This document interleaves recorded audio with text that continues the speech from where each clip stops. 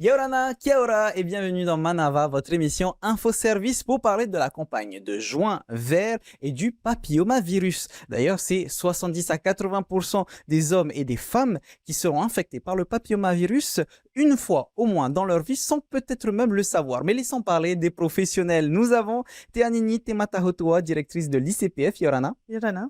Nous avons Monique Audou, médecin de la direction de la santé. Bonjour. Et Marie-Christine Serou, présidente de l'association Amazon Pacifique. Bonjour. Commençons par le commencement avec Théane Léni. Est-ce que tu peux nous expliquer ce que c'est le papillomavirus humain, le HPV, s'il te plaît? Alors le HPV, donc c'est un virus qui est très contagieux, qui est très ancien, hein, il existe depuis des milliers d'années. Il y a beaucoup de sortes de papillomavirus, il y en a à peu près 200, hein, c'est ce qu'on a appelé les variants. Et donc voilà, c'est un virus qui se transmet très facilement entre les hommes, les femmes, les garçons, les filles, principalement par contact sexuel. Et comment, donc c'est la question que j'allais poser, comment est-il transmis? Donc il n'y a que par contact sexuel? Principalement, oui, par contact sexuel. Après, ça peut être vraiment juste des frottements, hein. Il n'est pas obligé d'avoir l'acte sexuel complet, juste des frottements entre. Alors, des fois, il y a des transmissions qui sont très rares par d'autres moyens, que ce soit des sous-vêtements ou des serviettes de bain, mais c'est beaucoup plus rare que les contacts sexuels. Alors, Monique, quels sont les symptômes? Comment est-ce qu'on sait qu'on a le papillomavirus? C'est assez asymptomatique. On n'a pas trop de symptômes en fait, hein. Ça peut passer, on peut passer à côté pendant des années en fait. Donc c'est Quand un on grand arrive, problème. voilà, quand on arrive à avoir des symptômes, c'est que déjà le cancer est avancé. On va avoir des saignements entre les règles, des saignements pendant les rapports, des douleurs dans le bas du ventre. Ça, mais là c'est déjà très avancé, quoi. On passe à des traitements beaucoup plus lourds. Et pourquoi est-ce qu'on parle de cancer du col de l'utérus quand on parle de papillomavirus et de joint vert? Parce qu'en fait, ce cancer, il est lié à 95-100% des cas au papillomavirus. C'est celui-là qui va provoquer ces lésions au niveau des cellules. Alors Ça va évoluer vers un cancer. avant de continuer sur le sujet, justement, je vais me tourner vers Marie-Christine. Pourquoi est-ce que tu t'impliques dans la lutte contre les cancers en général, hein, avec l'association Amazon Pacifique? Tout d'abord parce que j'ai été touchée par un cancer, hein. C'est pas un HPV, c'est un cancer du poumon.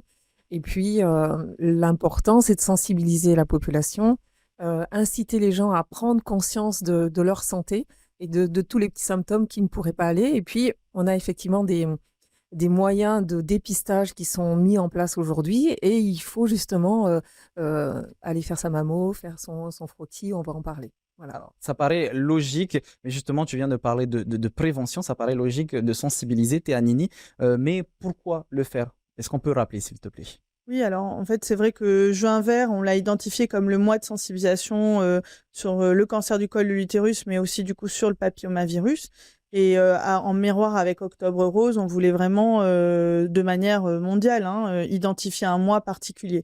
Et la prévention, c'est vraiment la clé. Alors parfois pour éviter d'avoir un cancer, et donc je pense qu'on va en parler sur comment éviter ce fameux cancer du col de l'utérus, mais aussi se faire dépister assez tôt pour trouver les lésions tôt et pour pouvoir les traiter et en guérir. Donc là, la prévention sert vraiment à donc justement guérir. Parfait. Donc, comment est-ce qu'on fait pour se dépister, Monique?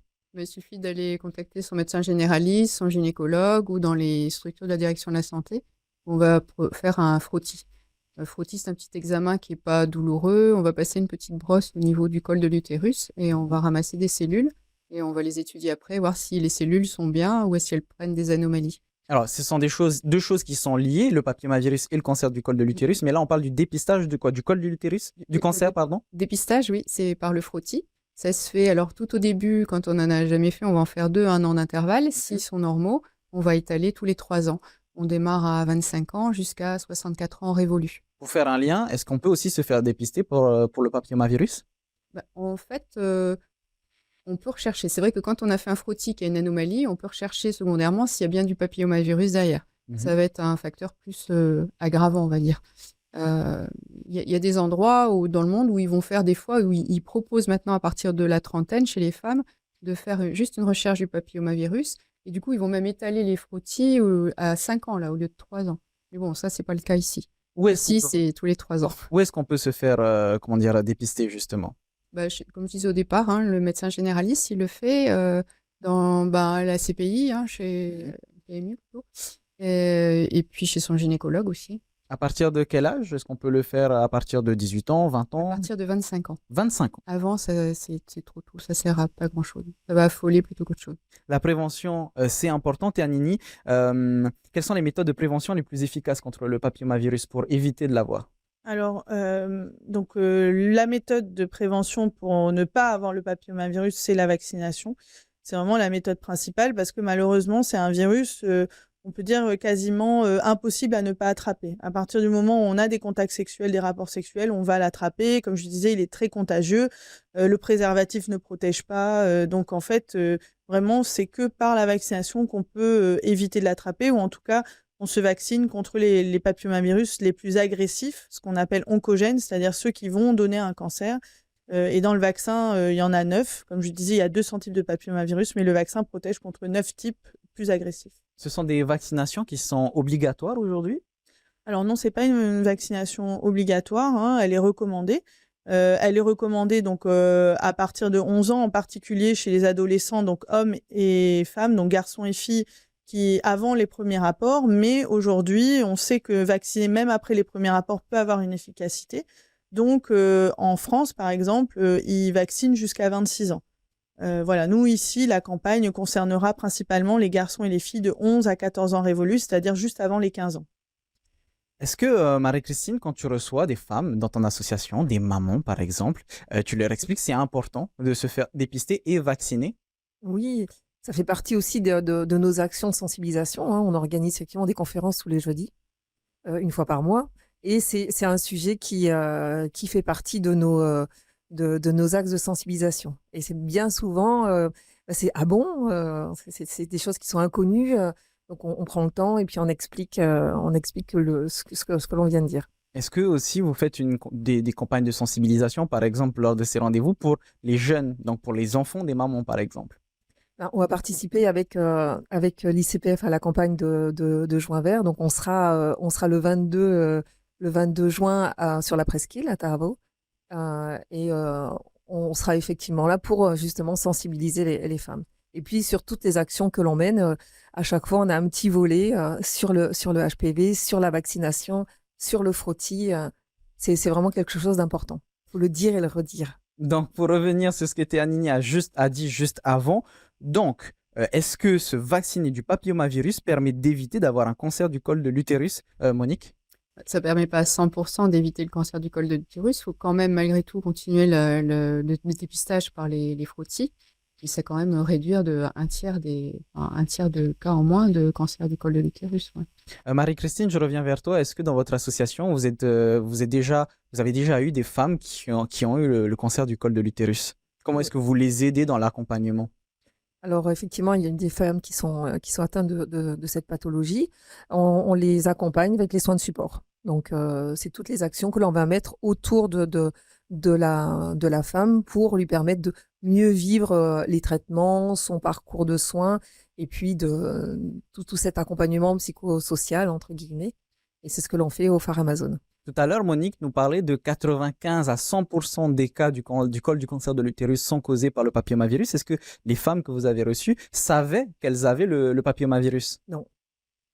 Et comment on fait pour justement, on en a parlé tout à l'heure, on sensibilise. Voilà. On sensibilise, voilà, tout à fait, tout à fait.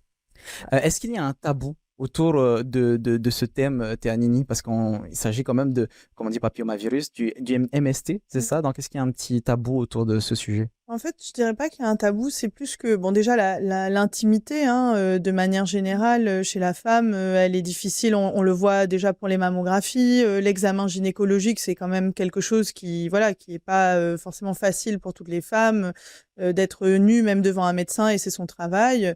Voilà, mais après, je dirais que le plus gros problème, et c'est en ça que les émissions comme aujourd'hui sont importantes, c'est que les femmes connaissent le frottis parce qu'elles en ont entendu parler, parce qu'on dit il faut faire ton frottis, il faut faire ton frottis. Mais pourquoi elles le savent pas forcément? Et notamment quand on dit mais tu connais le papillomavirus ou voilà, on va parler de vaccination, les gens ne faisaient pas le lien du tout. Et alors que c'est le papillomavirus qui était là bien avant nous et qui est la cause de tout ça en fait. Mais voilà, on connaissait le frottis, on connaissait le cancer du col de l'utérus. Alors le papillomavirus et aussi tout le fait que ça peut, on en parlera sûrement, toucher les hommes, ça aussi personne ne le savait. Alors que il y a rien de nouveau ou de secret, c'est depuis des années comme ça. C'est parfait, transition parfaite sur, est-ce qu'on peut rappeler le fait que le papillomavirus, ce n'est pas qu'une question de femmes, mais aussi une question d'hommes? C'est tout à fait. Alors déjà, c'est parce qu'ils se le transmettent entre eux. Hein, donc, alors c'est une MST particulière parce qu'elle est très fréquente. 80% de la population va l'attraper, comme on le disait. Donc en fait, j'ai envie de dire, il n'y a pas vraiment de moyen de l'éviter. Donc c'est pas quelque chose de stigmatisant comme il y a eu de l'infidélité ou quoi. C'est lié à l'activité sexuelle. On peut avoir eu qu'un ou deux partenaires dans sa vie et avoir du papillomavirus. Donc, faut pas du tout se sentir mal ou culpabiliser par rapport au fait qu'on dise il y a du papillomavirus, c'est très fréquent. Par contre, les hommes peuvent aussi le transmettre et peuvent aussi l'attraper. Et comme le disait Monique, ça ne donne absolument aucun symptôme, donc de pas savoir que ils l'ont. Donc ça, c'est le premier point. Et donc, c'est donc que les hommes et les femmes peuvent l'attraper. Donc, les hommes et les femmes peuvent se faire vacciner. Et la deuxième chose, c'est que chez les hommes, ça peut donner des cancers, donc notamment des cancers de la partie génitale, du pénis, de l'anus, et aussi de la gorge. Hein. On a eu un acteur connu, Michael Douglas, qui a parlé de son cancer de la gorge dû au papillomavirus, donc c'est pas du tout quelque chose de pas fréquent. Mais voilà, c'est toute cette information qu'on essaye de donner, nous, à l'Institut du cancer et avec les autres structures de soins comme la direction de la santé, pour que les gens sachent ce que c'est que le papillomavirus et que ça peut toucher l'homme et la femme. Alors justement, Monique, est-ce qu'on peut parler de ces messieurs? Est-ce qu'il y a des moyens de dépistage des frottis aussi? Non, il y a pas de moyen de dépister chez l'homme, en fait. Hein. La vaccination, ça permettrait de réduire le portage, en tout cas, du virus et de le transmettre, du coup. Et puis pour eux, oui, c'est vrai, ils ont aussi des risques de cancer liés à ce virus. Et quand on est porteur, est-ce qu'on se soigne? Est-ce qu'on prend des médicaments, par Il y exemple, a pour pas aller de mieux? traitement médicamenteux pour traiter l'HPV. Et puis en plus, on disait au départ, dans 80% des cas, il s'élimine naturellement dans les 2 années qui suivent. Ça dépend de son immunité, ça dépend si une femme fumeuse va avoir plus de mal à éliminer le virus. Bon, il y a plein de facteurs qui vont favoriser le portage ou non chronique du virus. Il y a des Mais méthodes voilà. peut-être pour éviter, enfin pour l'éliminer naturellement? Je sais pas, peut-être faire du sport, bien. Arrêter de fumer, ça peut être une bonne idée. Le fait d'avoir plusieurs partenaires, le fait d'avoir eu d'autres maladies d'IST type chlamydia, herpès, ça va créer une inflammation chronique. Du coup, on va moins bien se débarrasser de l'HPV. Bon, voilà, donc c'est le port du préservatif, hein, des règles plutôt habituelles. Donc, Théanini, c'est l'occasion aussi de rappeler qu'il faut se protéger en général. Oui, alors après, c'est vrai que bon, on essaye vraiment de sortir l'HPV des IST parce que c'est vraiment 2 problèmes distincts, mais ça rejoint quand même la santé sexuelle de manière générale et donc se faire suivre, mais aussi avoir des rapports protégés, faire un dépistage des IST, ça c'est très important.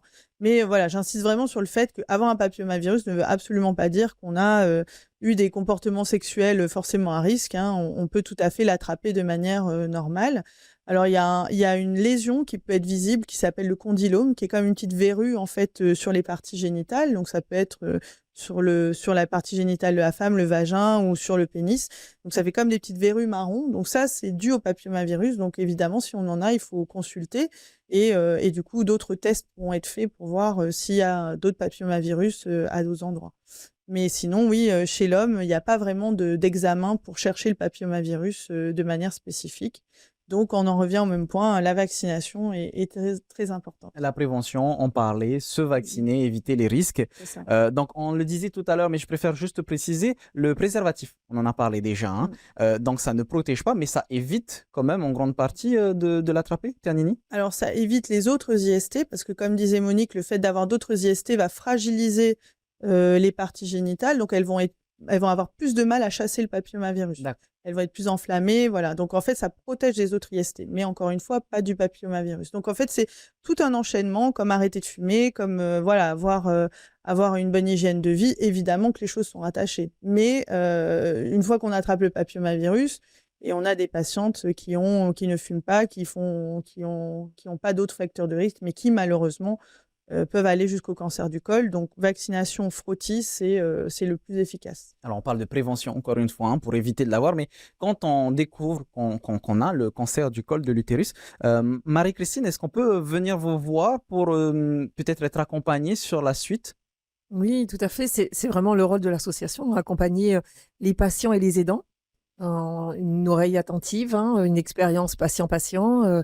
Et puis, c'est vraiment un moment où on va faire descendre la pression, permettre aux femmes de s'exprimer. Parce que quelque part, on reçoit énormément d'informations, c'est pesant. Et là, voilà, c'est le moment où on va pouvoir s'exprimer, extérioriser ce moment difficile de cette annonce et pour pouvoir justement rebondir. Et rebondir justement avec les actions de support, donc l'activité physique adaptée, toute cette partie un petit peu psychologique. Là, on fait un petit peu de peinture aborigène ou du tressage ou du massage. C'est des actions que l'on peut mener chez soi, mais voilà, notre objectif, c'est de sensibiliser les patients sur ce qui peut être fait à côté pour mieux vivre sa pathologie et puis aller de l'avant et puis reprendre après une vie normale. Quelles sont les plus grandes craintes des femmes qui viennent vous voir? Est-ce que c'est par rapport à la fertilité, celles qui n'ont pas eu d'enfants, la maternité aussi? Oui, effectivement, c'est un sujet qui est effectivement tabou, hein. Après, à notre niveau, on n'est pas des professionnels de santé. Notre objectif, c'est de les accompagner et de leur faire comprendre, de les aider à, effectivement, comme disait Anini, à comprendre sa pathologie de façon à pouvoir mieux réagir et anticiper avec le médecin si effectivement il y a un problème de fertilité, quelles sont les actions à mettre en place. Et Nini, justement, est-ce qu'il y a un problème de fertilité par la suite ou un problème si jamais on veut avoir un enfant?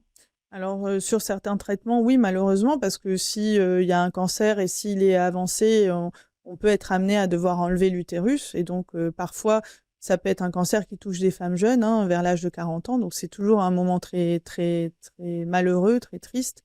Il y a une vingtaine de nouveaux cas par an, donc c'est encore beaucoup trop. Donc, l'idée, c'est voilà, c'est encore une fois de pouvoir agir avant. Parce que même s'il y a le papillomavirus, comme on le disait, il n'y a pas de traitement pour l'enlever, mais on peut faire des petits traitements au niveau du col. Donc, ça peut être ce qu'on appelle la conisation, c'est-à-dire on coupe juste le bout du col qui est abîmé par le papillomavirus et donc éviter d'avoir un cancer. Et cette conisation se cicatrise très bien et ça ne touche pas la fertilité de la femme. Donc, voilà, le message principal, c'est toujours au plus tôt de se faire dépister. Ça peut apporter des problèmes si on touche au col pour pouvoir apporter un enfant? Non, il n'y a pas d'incidence sur la fertilité parce qu'on ne touche pas à l'utérus, on ne touche pas aux ovaires.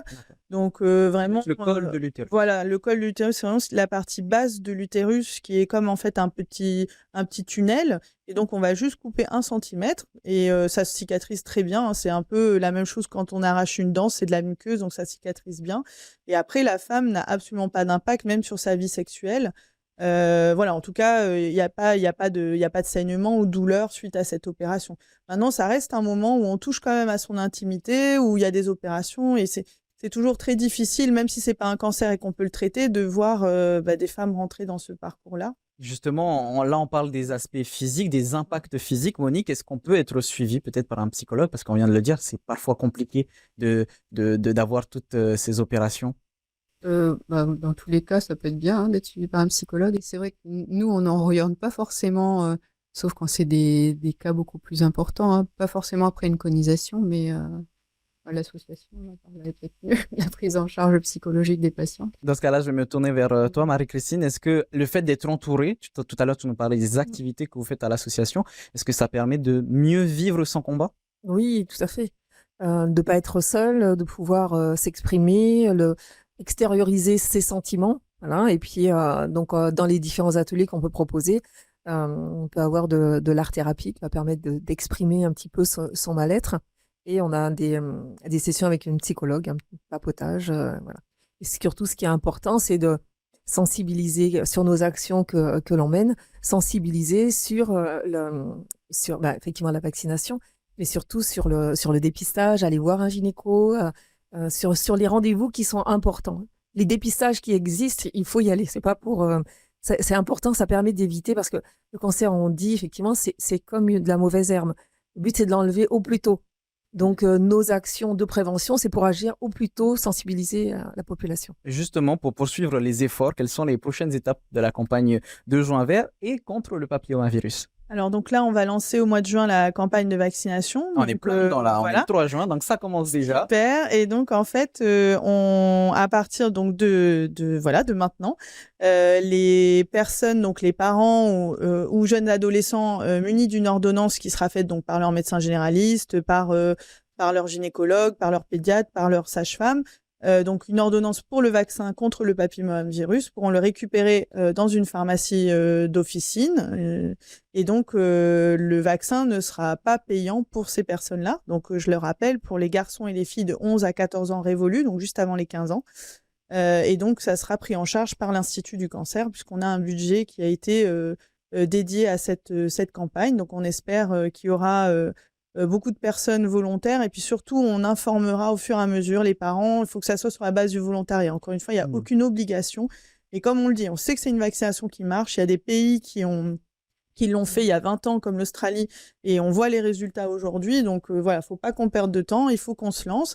Et ça sera accessible aux Polynésiens dès le mois de juin, donc dès maintenant. Et voilà, donc ils pourront récupérer leur vaccin prescrit en pharmacie pour les enfants de 11 à 14 ans. Monique, est-ce qu'on peut rassurer peut-être les personnes qui ont des craintes vis-à-vis du vaccin? Est-ce qu'il y a des effets secondaires peut-être? Non, il y a pas d'effet secondaire, hein. C'est un vaccin qui a beaucoup de recul, hein, déjà. En métropole, ça fait plus de 10 ans, hein, qu'ils vaccinent déjà. Parle bien devant ton micro, excuse-moi. Je disais, en métropole, ça fait plus de 10 ans qu'ils vaccinent déjà. Alors, il y a toujours des idées reçues, des craintes par rapport à la vaccination, mais celui-là, franchement, il n'y a pas de crainte à avoir, hein. On a du recul, vraiment, hein.